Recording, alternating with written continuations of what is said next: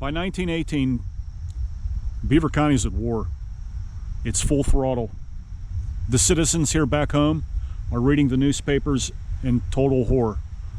There are bloodbaths being created over in Europe on an unprecedented level, unlike anything anybody had ever heard, probably since the Civil War times. And that was a time that had already been long past and people wanted to forget. But World War I they cannot forget. After all, their sons were serving. A lot of them were dying. A lot of them were crippled and injured from their battle wounds. And there was a lot of uncertainty and division in our county because of what the war was doing, what it was conveying, and what the inevitable result was, which as it is in every war. It's death. As a famous general once said, all war is hell. And a lot of hell came for the Davidson family. And the plot that you see in front of this camera here is included with a grave of a young man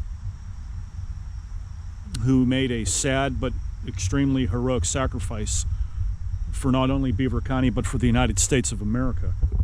But before we talk about this man, I want to tell you the kind of battle he was involved in. And what it was is it was called the Battle of Isthmus. And the Battle of Isthmus was a very important battle in World War I for a number of reasons. But the first important one that you need to remember is that it was a very strategic objective by the Germans.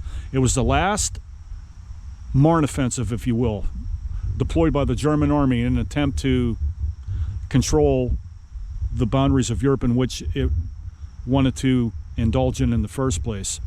Of course, that didn't happen, and largely it was because of the Americans. Isthmus started on October 3rd, 1918, and it ended on September 3rd, 1918.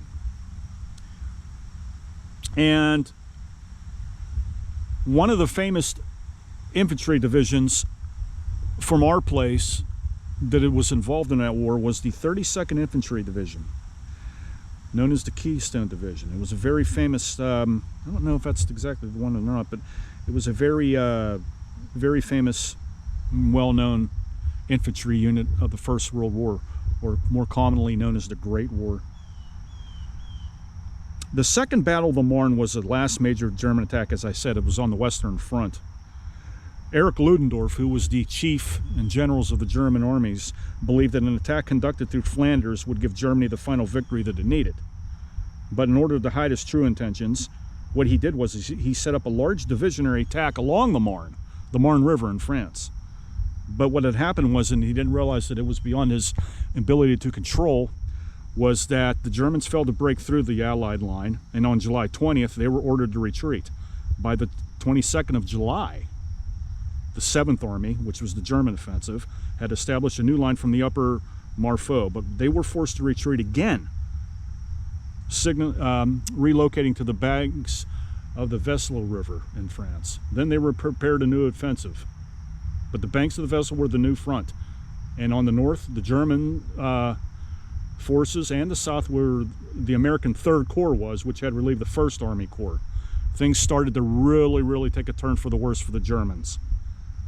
But the first days of the battle, the 32nd American Division lost 2,000 men in its efforts to cross that river. The division was relieved by the 28th Infantry Division. For a month, the battle would continue in the areas and all around the town of Isthmus, which is it has its own history, very interesting ties in its own way. You have to Google it for yourself and read about the town. It's quite interesting. There's a lot of wonderful history that's included in that that's not part of what I'm conveying. But it's still, nonetheless, it's interesting. You guys should check it out. Now, the reason why this was one of the most, another reason why, as I stated, there are several reasons, but another reason why this battle was important for the American Army was because there was a level of extreme violence that ensued in this battle. This battle was so violent and raged so terribly that there was actually hand-to-hand fighting in the streets between Germans, French, and Americans. It was just unprecedented. Nobody had ever heard anything like it. Probably not since, Revolutionary War days and even Civil War battles where, members of armies would engage in hand-to-hand fighting. But in World War I, this was catastrophic, and this was something that the American army, of course, was not accustomed to, and they did not have, training methods involved in those kinds of skirmishes in that period of time. So it brought on a whole new level, if you will, of horrific experience for the American combat troops that were over in France. So this was something that they had to compel themselves to get used to, and it wasn't an easy task. At the end of the battle, on the two engaged countrysides, Company B, which was of the 112th from Meadville, Pennsylvania, they had 151 members they had that were assigned to their duty in France. 10 soldiers were killed and 48 were injured. The survivors, they formed a group which became known as the Last Man Society. It was formed by one Lieutenant Colonel R. Bruce Campbell and Frederick L. Pond. That name of this group was later changed to the Society of Fismus in 1948 to signify the group's connection to the city of France. There is a memorial in Fismus, and I will show you a link to that in the video to where you can look at that for yourself, and it says Meadville, Pennsylvania, right on it, right in France. So let's go take a look at Mr. Davidson's grave. This is his family plot. These are the Davidsons. His mothers and siblings are buried here. The names are barely legible, but I believe this is his sister Margaret. It's really hard to read. It's really, really difficult to read. I would read it for you, but I honestly can't. I can't see it.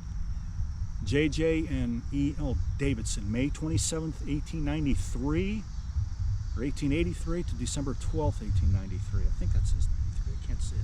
I really can't see it. James Davidson and Emma Davidson.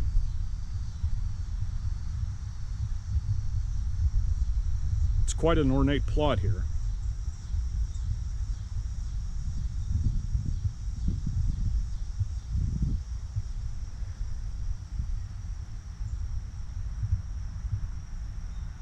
And also, it's important to remember, and I've said this in other ones, but this battle specifically too was also a time when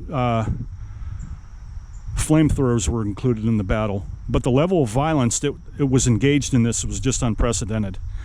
And the man of the hour here is none other than Private Philip James Davidson.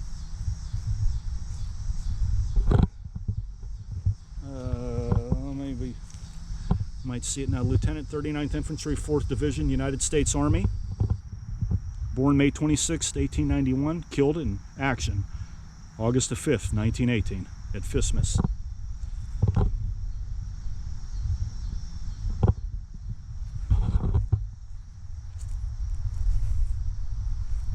This is Mr. Davidson's final resting place. He was killed in France and his body was taken home to be buried here in Beaver. And I think it is important to also tell you guys that he is the first casualty here in the borough of Beaver. He was the first casualty of World War I in Beaver. At least that's what I've been convinced by my research. I could be wrong, but I don't know. I don't think I am.